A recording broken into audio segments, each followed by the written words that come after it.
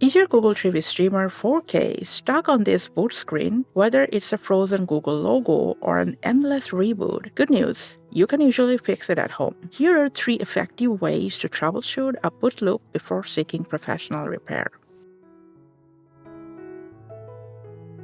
So first, try power cycling your TV streamer.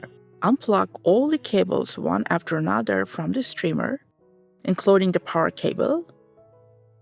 Wait for 2 to 3 minutes, and then just go and plug it back in. Most often, this simple cold boot fixes the issue by fixing software bugs. Now, if it doesn't, the power cable and source can be a problem. So let's go ahead and try using a good quality cable and power adapter. Preferably, use the original cable and adapter from the TV streamer box. And also, if you're using an extension cord, try plugging directly into a wall outlet. This can help you with the issue.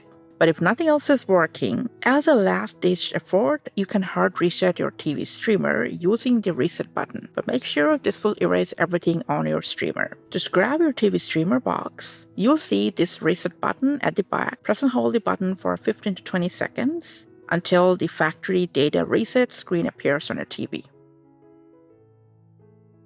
As I've said, this will erase everything and will take some time for your streamer to restart in the remote pairing mode. And then you'll just go ahead and have to set it up once again if you want to use it. Now, if nothing else works, then you need to contact Google support to fix the endless boot loop on your TV streamer. And these are the most effective solutions to resolve an endless boot loop on your Google TV streamer 4K. Thanks for your time.